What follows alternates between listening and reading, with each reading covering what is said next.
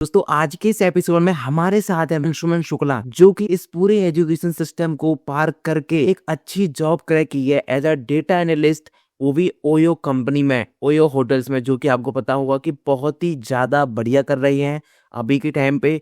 और उन्होंने अभी जस्ट में ही अपनी ये जॉब को क्रैक किया है। पूरा 1.5 साल का उनका ये स्ट्रगल रहा है। कॉलेज लाइफ में 3rd ईयर में उन्होंने स्टार्ट की थी अपनी जॉब हंटिंग, और 4th ईयर होने के बाद और उसके कुछ टाइम बाद जब जाके उनको फाइनली भैया ओयो होटल्स में डेटा एनालिस्ट की जॉब मिली है। और वो वहाँ पर अब कैसा कर रहे हैं और उनका क्या एक्सपीरियंस था, वो सारी बातें आज के इस एपिसोड में हम उनसे करेंगे। तो चलिए भैया फटाक से एपिसोड को शुरू करते हैं। तो फ्रेंड्स, अगर आपका interest data analytics, AI, data science, data engineering यानी कि डेटा रिलेटेड रोल्स में है, आपको इसमें जॉब या फिर अपना करियर बनाना है ना, तो इस एपिसोड को आप जरूर से देखना। आपके लिए बहुत ही अलग अलग और वैल्यूएबल चीज़ें होंगी और एक अलग पर्सपेक्टिव मिलेगा कि आपको अगर अपनी जॉब हंटिंग करनी है तो आप किस तरह से करनी है, और आपकी कॉलेज लाइफ और ये जो जब जॉब मिल जाती है उसके बाद की जो लाइफ होती है वो कैसी होती है, वो सारी बातें आज के इस एपिसोड में आपको देखने को मिलेंगी। तो चलिए स्टार्ट करते हैं आज के इस एपिसोड को। दोस्तों आज है हमारे साथ अंशुमन शुक्ला जी। मैंने आपको इनका इंट्रोडक्शन जो मुझे पता था, जितना मैं रिसर्च की मैंने आपको बता दिया। अब वो उनसे जानते हैं। भाई मेरा नाम अंशुमान, इसे तुम जानते हो और बाकी लोग भी जान लो। मैं जीएलए से, मैंने बीटेक चल रही है मेरी, 2026 में कंप्लीट होगी। ओके। और मैं ओयो में एज अ डेटा एनालिस्ट हूँ प्रेजेंट टाइम में। सो भाई सबसे पहले हम बात करते हैं कि आपने ओयो क्रैक किया, जो कि ओयो होटल्स के नाम से है। कहीं पे भी कोई जाता है तो ओयो को बुक करता है। तो आपने जब पहली बार क्रैक किया था तो कैसा लगा यार कि ओयो में हो रहा है? भाई मेरा टारगेट, जैसे मैं जो अपनी सर्विसेज कंपनियां होती हैं लाइक माइक्रोसॉफ्ट, आईबीएम, इसमें बहुत ज़्यादा टफ कंपटीशन है। आईआईटी एनआईटीज के बच्चे लेते हैं, तो हम जैसे नॉर्मल बच्चे, मतलब टियर 3 कॉलेज के बच्चों को जाना थोड़ा मुश्किल होता है।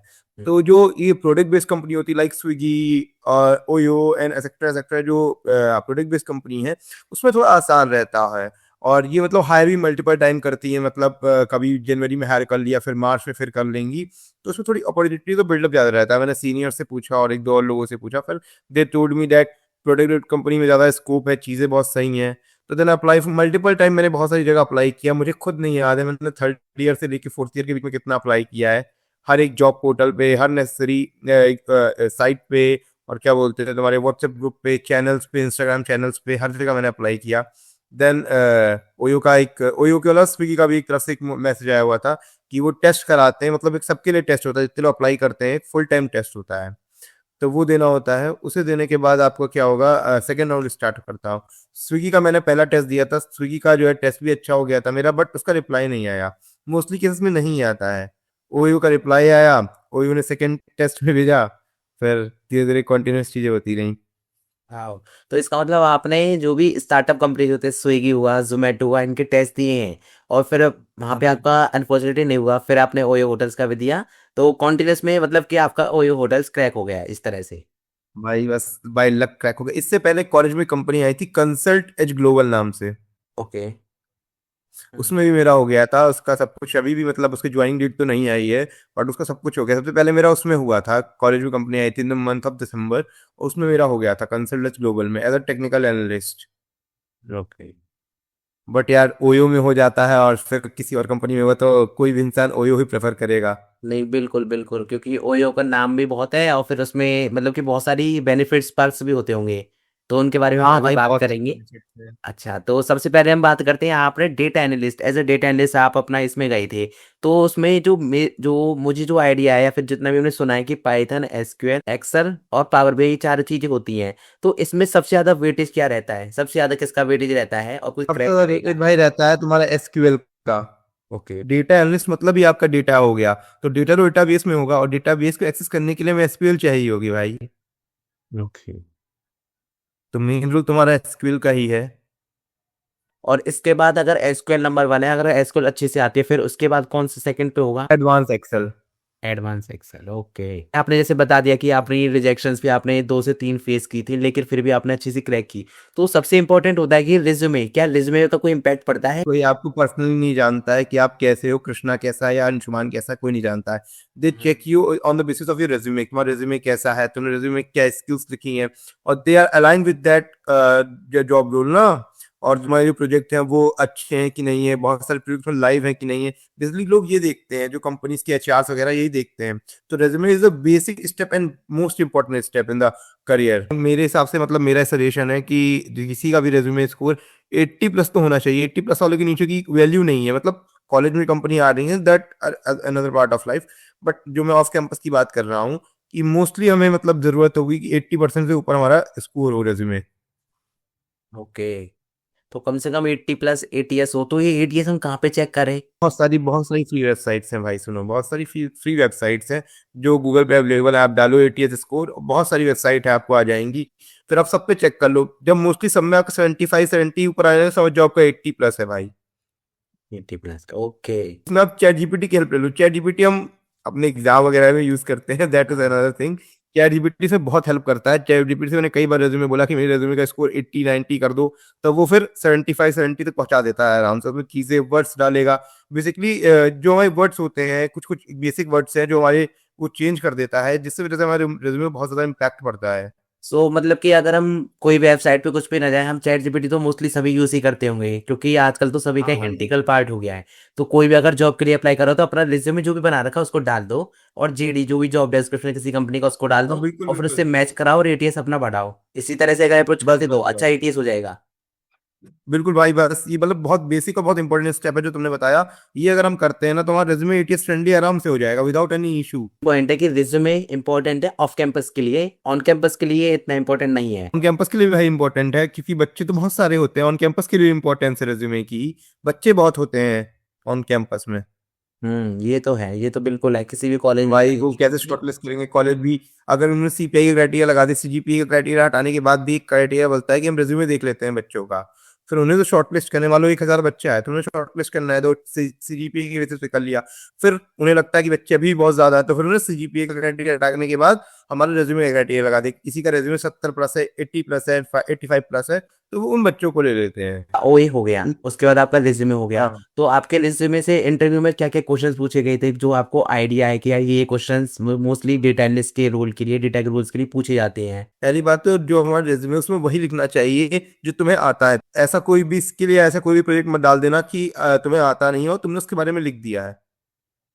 बिल्कुल क्योंकि बिल्कुल। अगला इंसान एचआर आपसे या कोई भी टेक्निकल फील्ड वाला बंदा आपसे ये पूछता है कि आपने रिज्यूमे जो लिखा है वो सही है, और उसके बारे में एक्सप्लेन करो। बेसिकली मुझसे जो पूछा गया था मेरे इंटरव्यू में, वो मेरे प्रोजेक्ट के बारे में था। उन्होंने प्रोजेक्ट के बारे में पूछा, और डीप डाउन पूछा उन्होंने कि मेरा एक प्रोजेक्ट था student drop out rate prediction नाम प्रोजेक्ट था, जो हम प्रोजेक्ट कर रहे थे कि स्टूडेंट का ड्रॉप आउट रेट कितना है, मतलब आफ्टर 12 कितने बच्चे ड्रॉप लेते हैं for IT NIT in etcetera.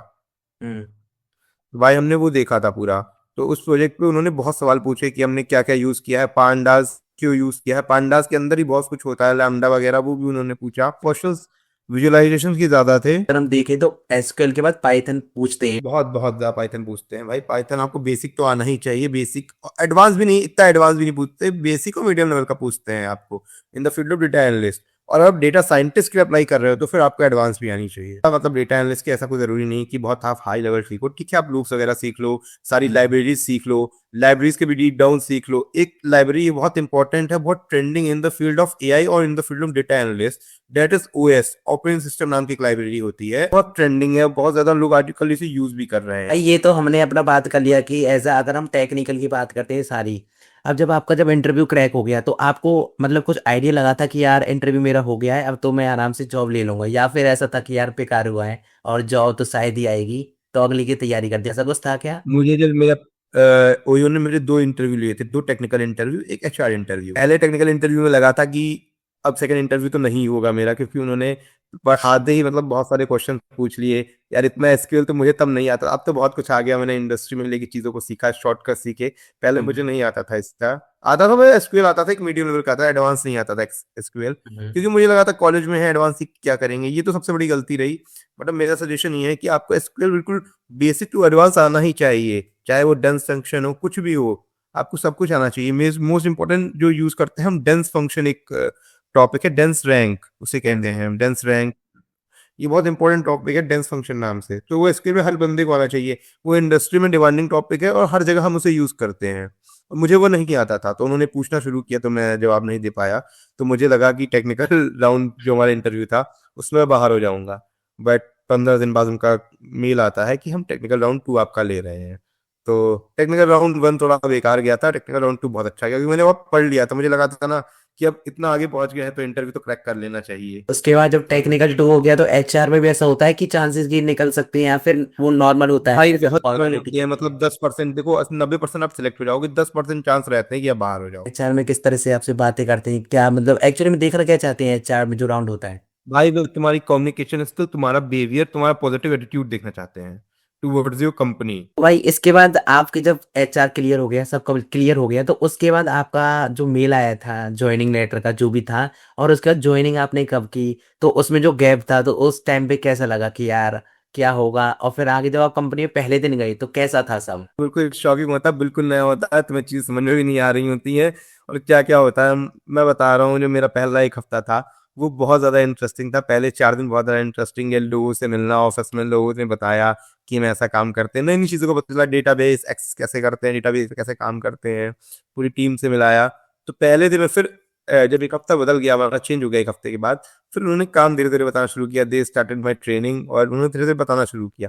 तब थोड़ा दिमाग काम करना कम करने लगा कि भाई ये बहुत कुछ पूछ रहे हैं तो बहुत कुछ होता है, ये मैं कैसे सीखूंगा। फिर धीरे धीरे हम सीख जाते हैं यार, चीजें आने लगती हैं, थोड़ा टाइम पढ़ना भी पड़ता है, जैसे मैं आज भी पढ़ता ही हूँ भाई, मुझे अभी 2 महीना होने वाला है, तो ये मैं पढ़ता हूँ चीजों को, ऐसा नहीं करता हूँ कि छोड़ दूँ, पढ़ लेता हूँ चीजों की भाई। अभी तो मैं चैट जीपीटी से कर लूंगा, एक प्रेजेंटेशन हो गया या प्रोजेक्ट में कुछ दिक्कत आ गई या कोई भी कोड स्क्रिप्ट कुछ भी इशू आ गया, तो हमें पता तो होना चाहिए हमने गलती कहाँ की है।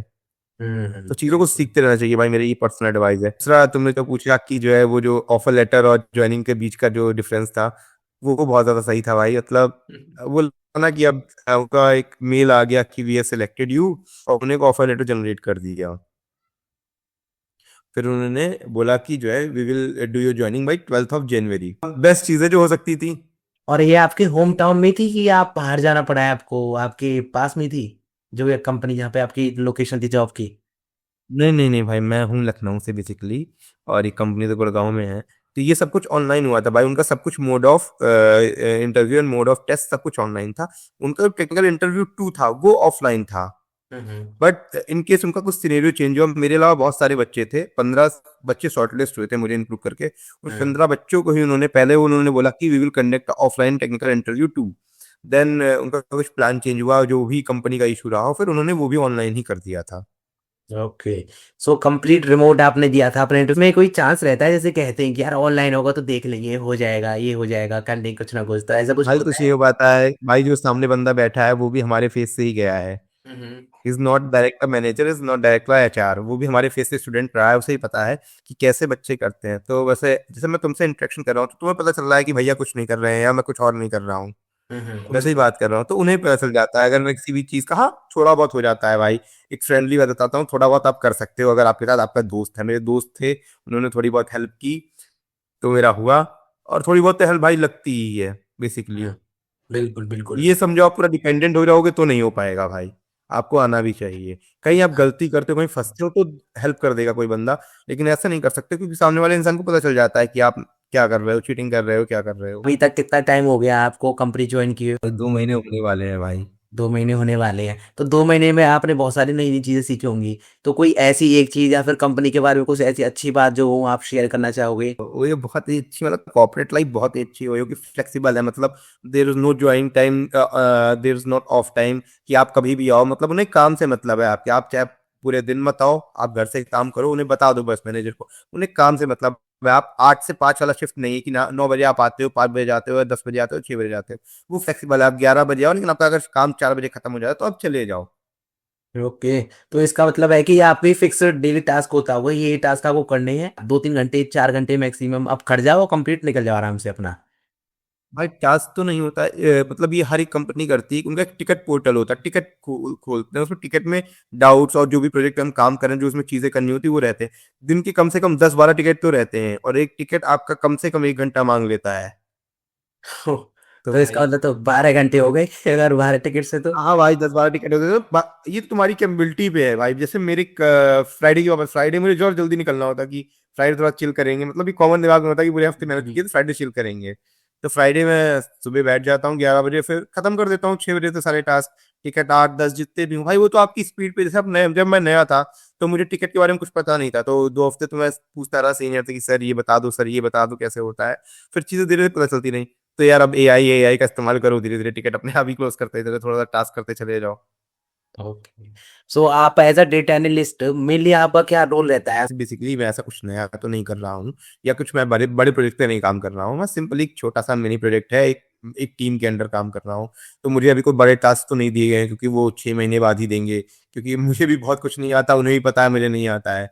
तो वो छोटे-छोटे टास्क देते हैं, जैसे मुझे डेटाबेस का एक्सेस पिछले हफ्ते मिला हुआ है, पिछले थर्सडे को मुझे डेटाबेस का एक्सेस दिया था, जो ओयो का डेटाबेस है। हुँ, वो हुँ। पूरा डेटाबेस का एक्सेस मुझे मिला कि तुम इस पे करो। एक हमारा सर्वर होता है, इसको कहते हैं पुट्टी नाम से, PUTTY। ओके। तो पुट्टी सर्वर से लिंक होता है। हुँ, तो हुँ। जो मेरी टीम है वो साउथ एशिया पे काम कर रही है। साउथ एशिया में बहुत सारे देश आते हैं, जैसे 5-6 देश हैं, इंडिया, इंडोनेशिया, यूके, इन देशों पे हम काम कर रहे हैं। हुँ, तो हुँ। बेसिकली मुझे इंडिया का छोटा-सा पार्ट दिया गया कि इंडिया के डेटाबेस को तुम्हें एक्सेस करना है और डेटाबेस में अपनी कमांड्स लगानी है और हमें ये क्वेरीज़ और ये आउटपुट चाहिए कि ओयो ने इतना सेल कहाँ किया, ओयो के रूम्स कितने बुक हुए हैं साउथ एशिया में और साउथ एशिया के इंडिया में बेसिकली कितने हुए हैं और कितना प्रॉफिट मार्जिन बन रहा है, क्या चीज़ें हैं, मतलब ओयो का जो बिज़नेस डेवलपमेंट मॉडल है वो कैसा है, ये सारी चीज़ें रहती हैं भाई। अभी तक तो मुझे बहुत छोटे-छोटे टास्क मिले, बहुत छोटे-छोटे काम मिले हैं तो उन्हीं पे कर रहा हूँ। तभी-तभी सीख पा रहा हूँ क्योंकि अभी टाइम मिल रहा है, जब बड़े टास्क मिलने लगेंगे टाइम नहीं मिलेगा। अभी टाइम है मेरे पास 3-4 महीने का, तो सीखता हूँ, मतलब ऑफ़िस में टाइम देता हूँ, ऑफ़िस के बीच में जब गैप मिलता है, जैसे मुझे लगता है कोई काम नहीं है, तो मैं चीज़ें सीखने की कोशिश करता हूँ कि मैं पाइथन में एडवांस पहुँच जाऊँ या कुछ और नया सीख लूँ, तो एसक्यूएल में और अच्छा कर सकता हूँ। तो ये सारी चीज़ें करता हूँ भाई। ओके। सो भाई अगर कोई अपना डेटा रोल में जैसे एंट्री लेना चाह रहा है तो उसके लिए आपको क्या-क्या एडवाइस होंगी कि यार ये स्टेप्स आप फॉलो करो तो हो सकता है कि आप कोई अच्छी जॉब क्रैक कर सकते हो या फिर अगर कोई स्टार्टअप करे तो कुछ आपका पर्सपेक्टिव हो कि हाँ यार इस डोमेन में स्टार्टअप भी चल सकते हैं। बहुतों का ऐसा माइंडसेट होता है कि एंटरप्रेन्योरशिप से मैं बताता हूँ तुम्हें, स्टार्टअप के बारे में बताता हूँ। जब मैं सेकंड ईयर में था, second year third year sorry, I was in third year. तो हमने बहुत ज़्यादा सोचा, मेरे 1-2 दोस्त थे, हमने एक स्टार्टअप शुरू किया। एक छोटा-सा स्टार्टअप था टी-शर्ट ब्रांड का, टी-शर्ट, हुडी इन सब की ब्रांड का। प्रिंट ऑन डिमांड टी-शर्ट्स होती है। हाँ, हाँ, बस भाई। वो क्वालिटी बहुत ज़्यादा डिमांडिंग है आजकल, तुम भी देख रहे होगे। हुँ, तो हुँ। वो हमने भी शुरू किया अपने थर्ड ईयर में। उस कंपनी का नाम था डूड्सफिट, DUDZFIT, डूड्सफिट नाम था उस कंपनी का। हमने ओके। स्टार्ट किया। उसमें बहुत ज़्यादा हमने इन्वेस्ट भी किया, मतलब ठीक-ठाक अमाउंट, अब स्टूडेंट है तो कितना ही अमाउंट इन्वेस्ट कर सकते हैं। एक हुँ, छोटा लेवल हुँ। हमने अमाउंट इन्वेस्ट किया, 5 से 10,000 रुपए हमने इन्वेस्ट किए और हमने उसे चालू किया। फिर हुँ, हमने हुँ। हुडीज़ प्रिंट कराई, ऐसी थोड़ी बहुत सेल भी हुई। ऐसा तो नहीं कर सकते बहुत ज़्यादा सेल हुई। सेल ठीक-ठाक सी सेल हो गई, हमारा थोड़ा बहुत एडवर्टाइज़मेंट भी हो गया। बट एज़ अ स्टूडेंट हम उसमें बहुत ज़्यादा रुपए नहीं इन्वेस्ट कर सकते थे और इस टाइप के बिज़नेस अब डिमांड माँगते हैं पैसे की, हुँ, फॉर बिल्कुल। The role of marketing and for the investment. तो भाई हुँ, हुँ। मार्केटिंग तो पैसे से ही कर सकते हैं ना। हुँ। सोशल मीडिया की फ्री मार्केटिंग हमारी कोई वैल्यू नहीं है। हमने ट्राई किया, हमने पूरा उसे एक 6-7 महीने बहुत अच्छे से चलाया, चीज़ें सही चलती रहीं। सर्दियाँ आ गईं, सर्दियों में भाई हुडी तो 600-700 से नीचे की नहीं मिलती है। हुँ, और हुँ। भाई किसी भी बंदे को, हर बंदा चाहता है मेरे सस्ते, मैं या तुम ही हैं, तो हम लोग चाहेंगे कि हमें कपड़ा बहुत सस्ता मिल जाए, कि बिल्कुल। जो 700 का है वो हमें 500 का ही मिल जाए। भाई सेल कम होती चली गई, फिर हम नुकसान में आना शुरू हुआ, फिर हमने इस चीज़ को धीरे-धीरे बंद कर दिया। तो मतलब कि आप एक एंटरप्रेन्योर बैकग्राउंड से भी हो, आपने भी छोटा-सा स्टार्टअप किया है, उससे एक आइडिया लिया। तो आप अकेले ही बहुत कुछ नहीं कर सकते हो, अकेले आप, एक आदमी बहुत ज़्यादा कुछ नहीं कर सकता है। तो भाई आपके दोस्त हैं और हुँ, हुँ। उनका माइंडसेट ऐसा है कि they are helping for you, तो तुम आराम से करो चीज़ों को, और ये सब करना भाई बहुत ज़रूरी है। हम अगर प्रैक्टिकल नहीं करेंगे, चीज़ें जब करेंगे नहीं, तो हमें कैसे पता चलेगा कि इंडस्ट्री में क्या है, या मतलब मेरे अंदर क्या कैपेबिलिटी है, मैं क्या कर सकता हूँ। मेरे अंदर स्किल है, मैं बात करना जानता हूँ, लोगों से मिलना जानता हूँ, हुँ, हुँ। लोगों को सेल करा सकता हूँ, मेरी मतलब मार्केट वैल्यू बढ़ जाएगी। But hmm, hmm. इश्यू बस ये था कि लैक ऑफ मनी था भाई, हम घर से पैसा तो नहीं ले सकते इतना ज़्यादा। बिल्कुल। पापा मम्मी हमें 50,000 दे दो, 60,000 दे दो। तो हुँ, यार हुँ। बेसिकली कोई भी स्टूडेंट है, वो पढ़ाई पे भी आपकी लगा रहे हैं, फिर आपको ये छोटा-मोटा अमाउंट देते हैं, तो दैट इज़ नॉट गुड। तो फिर आगे ऐसा कुछ रहेगा तो वी विल ट्राई। अच्छा तो फिर आपका ये डेटा एनालिस्ट में क्यों मतलब इंटरेस्ट आया? तो इसी से आया क्या? जब मैंने कॉलेज जॉइन किया था, फर्स्ट ईयर में था, तो मेरे कज़िन्स वगैरह 1-2 कॉर्पोरेट में भी हैं, तो मैंने उनसे बात की, तो उन्होंने बोला भाई मतलब तू कोर में चला जा, दैट क्वाइट गुड, कोई ऐसी दिक्कत नहीं है, बट तू फोकस कर कि तू डेटा एनालिस्ट हो जाए या एआई में चले जाए या क्लाउड में चले जाए, ये मतलब ये डिमांडिंग है। आईओटी में मत जाना, आईओटी में अभी, आईओटी इंडिया में अभी तो आया भी नहीं है और आईओटी की इंडिया में इतनी ज़्यादा डिमांड भी नहीं है। तो आईओटी नहीं, तो फिर मैंने लगा कि यार डेटा के बारे में थोड़ा बहुत सुना लगता है, मतलब डेटा लगता नहीं है कि डेटा के बारे में थोड़ा जान लेंगे, डेटा डेटा वर्ल्ड, अब एआई में सुन के थोड़ा दिल घबरा जाता है। तो मैंने फिर डेटा लिया, फिर डेटा के बारे में पता किया, मैंने कहा भाई मतलब एक फर्स्ट ईयर पूरा पता ही किया मैंने कि डेटा में स्कोप है कि नहीं है। तो फिर मैंने देखा ऑनलाइन यूट्यूब सब जगह देखा कि मुझे क्या लगता है, तो डेटा में मुझे लगा डेटा में चीज़ें कम है सीखने को। तो फिर जब मैंने घुसा डेटा में तो मुझे पता चला यार बहुत कुछ है डेटा में भी सीखने को, मुझे कुछ नहीं आता है। फिर सेकंड ईयर से मैंने चीज़ों को देखा, समझा। देखो डेटा एनालिटिक्स बहुत ज़्यादा बड़ी ब्रांड है, और डेटा एनालिटिक्स मतलब ब्रांड क्या मतलब एक बहुत वैल्यूएबल चीज़ है। डेटा हो गया, एएमएल हो गया, मतलब ये इंडस्ट्री में एक भूचाल ला सकती है, समझ रहे हो? इनके बिना मतलब इंडस्ट्री नहीं है। अगर डेटा नहीं होगा तो कोई भी इंडस्ट्री काम नहीं कर सकती है, चाहे वो सर्विस बेस्ड हो चाहे प्रोडक्ट बेस्ड हो। सीधी-सीधी बात ये है। आपको तो पता होगा कि अभी एक पोस्ट भी वायरल हुई, मैं जस्ट अभी एक पोस्ट देख रहा था कि 70 मिलियन प्लस उसके व्यूज आए हैं ट्विटर पे। बहुत बड़ा कोई चेंज आने वाला है, सिर्फ और सिर्फ एआई और डेटा की वजह से ही आने वाला है वो। तो आप जो बोलते हो ना, वो डिट्टो अभी हो भी रहा है। बहुत सारी इंडस्ट्री तो स्वैप हो जाएंगी एआई की वजह से ही, क्योंकि इस तरह से ऑटोमेशन हो रहा है, एजेंट्स आ रहे हैं, तो सारी चीजों को बिल्कुल आप तो यूज भी कर रहे होंगे कुछ ना कुछ एआई एजेंट्स को, या फिर आपकी इंडस्ट्री में। माइक्रोसॉफ्ट एक पूरा एक पैकेज देता है, उसमें 8-10 सारे पावर ऑटोमेटेड टूल होते हैं, सारे सारे एआई बेस्ड टूल हैं। एक हमारे पास टूल है जिसका ऑटोमेशन का काम करता है। ऑटोमेशन मतलब ऑटोमेटिंग टेस्टिंग होती है ना, एक टेस्टिंग का एक जॉब रोल होता है, हाँ। उसको उसने जड़ से खत्म कर दिया है। एक छोटा सा ही ऐप है वो, पावर ऑटोमेशन नाम से, माइक्रोसॉफ्ट पावर ऑटोमेशन। भाई उसने क्वालिटी एनालिस्ट की जॉब खा ली। अभी भी डिमांड है, स्टार्टअप्स में डिमांड है, लेकिन बड़ी कंपनियों में इसकी डिमांड धीरे धीरे कम होती जा रही है, क्योंकि भाई माइक्रोसॉफ्ट ने ही इतना बड़ा टूल ला दिया है पावर ऑटोमेशन का। भाई वो 1-1.5 GB का सिर्फ ऐप है, और उसने पूरा ऑटोमेशन करके रखा है। मतलब हम कोई भी डेटाबेस डालते हैं, उसके टेस्ट केस क्रिएट करना, उसमें बग्स एरर सारी सॉल्व करना, तो वो बेसिक से लेके एडवांस तक का सारा काम क्वालिटी एनालिस्ट का कर रहा है। तो वाई डू कंपनी हायर, की किसी भी एनालिस्ट को हायर करेंगे वो क्वालिटी एनालिस्ट को। बट डेटा में ये नहीं है। डेटा के लिए एक इंसान लगता ही है, हर डेटा के लिए आपको एक टीम चाहिए, और डेटा कोई भी एआई का सही परफेक्ट नहीं कर सकता है जितना कोई इंसान कर सकता है। तो डेटा में तो यार हमेशा ही डिमांड रहेगी इंसानों की। एआई उसमें ऑटोमेशन ला सकता है, अपडेट कर सकता है, लेकिन आप कह दो पूरा रिप्लेस कर देगा, तो it is not possible in the field of data and in the field of AML. Data से क्या इंसाइट्स निकालनी है, किस तरह से उसको प्री प्रोसेस करना है, वो अभी भी इंसान ही कर सकता है। अभी ये इतना कैपेबल है ही नहीं। मैं अपनी कंपनी का एग्जांपल देता हूँ कि जैसे मेरी कंपनी जो काम करती है उसका एक अपना एक आईडी है, कोई आईडी कहते हैं, एक बिलिंग नंबर होता है, उसको इनवॉइस नंबर कहते हैं। अब वो डेटाबेस हमें कभी कभी चाहिए होगा कि हम इनवॉइस नंबर से सारा डेटा निकाल लें, कभी हम ओयो आईडी से निकाल लें, कभी हम दोनों का एक पार्शियल निकालते हैं कि मतलब इसका भी उसका भी। तो भाई एआई अभी इतना ज्यादा एडवांस नहीं हो गया कि दोनों काम एक साथ कर सकते। इंडिया में तो नहीं कर पाएगा, क्योंकि इंडियन था जुगाड़ी ना, कि हमें लगता है कि जुगाड़ करके हम डेटा को निकाल ही लेंगे। बिल्कुल बिल्कुल। तो अगर कोई जो वीडियो को देख रहा है, कोई डेटा एस्पिरेंट है, तो उसको आप स्टेप बाय स्टेप को एक पूरा प्रोसेस बताना चाहो कि यार इस तरह से फॉलो करो। आप किसी भी डेटा रोल में जा रहे हो, not as a data analyst और डेटा इंजीनियर, तो आप कैसे उसको स्टेप बाय स्टेप बताओगे कि यार इस तरह से करो तो कम डिफिकल्टीज होगी और वो अच्छा सक्सेस कर पाएगा। मतलब यार देखो, मैं तुम्हें एक बेसिक रोड मैप बता सकता हूँ कि बेसिकली आपको थोड़ा बहुत चैलेंजेस आएंगे। सबसे बेसिक चीज़ है हम एडवांस एक्सेल सीख लें भाई। एडवांस एक्सेल कभी भी हमारा ऐसा नहीं है कि यूजलेस हो जाएगा। एक्सेल हमेशा हमारे लिए हम किसी भी जॉब रोल में जाएंगे, डेटा की किसी भी डेटा या किसी भी जॉब रोल में जाएंगे, तो Excel is the most important thing. तो एडवांस एक्सेल तो हमेशा ही इंपॉर्टेंट रहेगा। अच्छा, एडवांस एक्सेल में क्या क्या चीजें आप अगर थोड़ा पॉइंट आउट करना चाहोगे। V lookup, x lookup, H lookup and that indexes, ये बहुत इंपॉर्टेंट है। मतलब ये नहीं होंगे तो आप किसी भी बड़ी कंपनी के डेटाबेस में कुछ नहीं कर सकते, एक्सेल पे कोई भी काम नहीं कर सकते हो। एक्सेल अच्छे से एडवांस कर दिया, उसके आगे। प्रोग्रामिंग लैंग्वेज कर लो, पाइथन कर लो या जावा कर लो। अगर डेटा के लिए आपको जाना तो Python is more important. Data हो चाहे एआईएमएल हो, डेटा और एआईएमएल के लिए पाइथन बहुत इंपॉर्टेंट है, पाइथन आपको आनी ही चाहिए। पाइथन ऐसा नहीं कह रहा हूं आपको बहुत ज्यादा एडवांस तक आना चाहिए, बेसिक आना चाहिए, और बेसिक से थोड़ा ऊपर आना चाहिए। लूप्स वगैरह आपको आने चाहिए। अगर लूप से इफ एल्स कंडीशन आती हैं वो आनी चाहिए। ट्राई एंड एक्सेप्ट बहुत ज्यादा जरूरी है भाई इन the field of machine learning. अगर मैं पाइथन पे काम करता हूँ तो मुझे ट्राई एंड एक्सेप्ट ब्लॉक आना चाहिए। ट्राई एक्सेप्ट ब्लॉक क्या करता है, अब मैं 100 करोड़ के डेटाबेस पे 100 करोड़ लोगों के डेटाबेस पे काम कर रहा हूँ या 10 करोड़ लोगों के डेटाबेस पे काम कर रहा हूँ। अगर एक भी डेटाबेस में गलती है, एक भी आदमी की डिटेल में गलती है, तो वो तो वहीं पे बंद हो जाएगा ना। तो हमें ट्राई और एक्सेप्ट ब्लॉक की जरूरत है। अगर कहीं भी कुछ एरर आती है तो ट्राई एक्सेप्ट ब्लॉक ये कर देगा हमारा, कि मतलब उस चीज को हटा देगा या उस चीज से पॉज कर देगा, तो हमारा कभी कोई ग्लिच नहीं आएगा।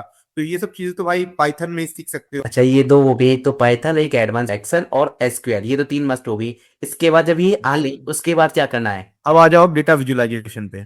ठीक है। डेटा विजुअलाइजेशन में दो तरह के टूल हैं, एक पावर बीआई, एक टैबल्यू। पावर बीआई बहुत इजी है, आप 1-1.5 घंटे 2 घंटे की वीडियो यूट्यूब पे देख लो। यूट्यूब पे भाई सब कंटेंट है। मैं किसी को ये नहीं कहता हूँ कि आप भाई परचेज करो, सब्सक्राइब करो, ये चैनल लो, वो चैनल लो, या मतलब ये कोर्स लो। भाई यूट्यूब पे सब कुछ अवेलेबल है, आपको थोड़ा दिमाग लगाना है, थोड़ी मेहनत करनी है। यूट्यूब आपको सब देगा, यूट्यूब नहीं देगा चैट जीपीटी देगा।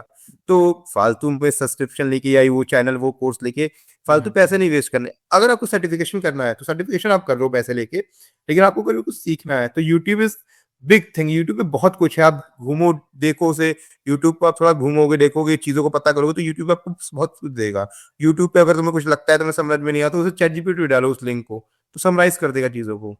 तो यूट्यूब पे बहुत कुछ है। तो भाई आप पावर बीआई सीखो यूट्यूब पे। यूट्यूब आपको 2 घंटे की 1.5 2 घंटे की वीडियो होगी यूट्यूब पे, आप एक प्रोजेक्ट बनाओगे पावर बीआई का, उसके बाद से आप प्रैक्टिस करते रहो, आपको एक डैशबोर्ड बना के देगा, उसके बाद कई सारी चीजें आप खुद ही सीख जाओगे वीडियो देखते देखते। साथ में प्रैक्टिस करो भाई, और टैबल्यू सीख लो। अगर तुम्हें पावर बीआई समझ में नहीं आ रहा टैबल्यू सीख लो। लेकिन मेरा पर्सनल रिकमेंडेशन ये है, पावर बीआई सीख लेते हैं। पावर बीआई बहुत ज्यादा सही है और सही चीजें में काम करता है। पावर बीआई डैशबोर्ड इजीली आपको आ जाएगा। पर्सनल रिकमेंडेशन है कि आप डेटा या एआईएमएल या क्लाउड इन सब फील्ड में जाओ। वेबडी इज क्वाइट गुड, वेबडी में भी बहुत कुछ आ गया है। पहले वेबडी में एचटीएमएल सीएसएस जावास्क्रिप्ट हुआ करती थी, अब रिएक्ट नोड टाइप स्क्रिप्ट पता नहीं क्या क्या आ गया है। तो मतलब वेबडी तो बहुत बड़ी चीज हो गई है, आप उसको पढ़ने निकलोगे तो बहुत टाइम चला जाएगा। अब डेटा में जाओ, मशीन लर्निंग में जाओ, मतलब they are the upcoming future of the industries. वो अभी भी है और अपकमिंग बढ़ते ही रहेंगे। कभी एएमएल खत्म नहीं होगा, कभी डेटा खत्म नहीं होगा, कभी क्लाउड खत्म नहीं होगा। मतलब ये तो तुम्हें ही पता, नॉर्मल सबको ही पता होता है कि मतलब ये एंड नहीं होंगी। तो आप इसमें जाओ, चीजों को एक्सप्लोर करो, नई चीजें सीखो। और बेसिक वन इज भाई, आप सब कुछ पढ़ लो, सब कुछ कर लो, अगर आपने उसे रेगुलर प्रैक्टिस नहीं किया तो तुम्हारे लिए सब कुछ बेकार है। अगर तुम एसक्यूएल पढ़ते हो ठीक है, हफ्ते में एक बार उसके 2 4 क्वेरी लगा लो, हफ्ते में एक बार जॉइंस देख लो। जॉइंस बहुत इंपॉर्टेंट टॉपिक है, इंटरव्यू में सबसे ज्यादा पूछा जाता है भाई। जॉइन में मुझसे 15 20 सवाल पूछे गए थे, एग्जाम्पल दे दिया उन्होंने, थ्योरी पहले पूछा, फिर उन्होंने क्वेश्चन। 15 20 सवाल बहुत होते हैं भाई, जॉइंस इतना बड़ा टॉपिक नहीं किया, 15 20 सवाल पूछ लो। लेकिन फिर आपको पता चलता है कि जॉइंस कितनी बड़ी चीज है। भाई रेगुलर प्रैक्टिस करो चीजों का, पाइथन हो गया, पावर बीआई भी हो गया, या आपका एसक्यूएल हो गया, या एक्सेल हो गया, इन सबको भाई प्रैक्टिस करो। मतलब मैं ये नहीं कह रहा हूँ रोज उससे काम करो, हफ्ते में एक दिन एक जैसे कभी हफ्ते एडवांस एक्सेल कर लिया, अगले हफ्ते आपने एसक्यूएल की क्वेरी लिख ली, लगता है पाइथन का कोड लिख लिया, तो मतलब थोड़ा प्रैक्टिस करते रहो, चीजों को लाते रहो। ये गलती मैंने की थी बेसिकली, तो मैं रेकमेंड कर रहा हूँ भाई। ये था हमारा पूरा एपिसोड भाई के साथ। तो यहाँ से अगर मैं कुछ की पॉइंट्स निकालूं, सबसे पहला है कि अगर आप डेटा एस्पिरेंट हो तो आपको सबसे पहले तो भैया कोई ना कोई प्रोग्रामिंग स्किल होनी चाहिए, पाइथन या जावा सबसे इंपॉर्टेंट है, पाइथन ले लो। उसके बाद कोई एक क्वेरी के लिए एसक्यूएल आपको अच्छी से आनी चाहिए, और मोंगोडीबी अगर हो तो प्लस पॉइंट है, लेकिन एसक्यूएल आपको आनी चाहिए। उसके बाद आप एक जैसे बता रहे हैं भाई कि एडवांस एक्सेल आपको आएगी तो बहुत ही बढ़िया हो जाएगा, क्योंकि वो ज़्यादातर पूछते हैं अगर आप डेटा एनालिस्ट में जा रहे हो। नहीं तो अगर आप डेटा साइंटिस्ट में या फिर डेटा इंजीनियरिंग में जा रहे हो तो आपको मशीन लर्निंग की एल्गोरिथम्स आनी चाहिए, जहाँ पर आप डिटेल में समझा पाओ।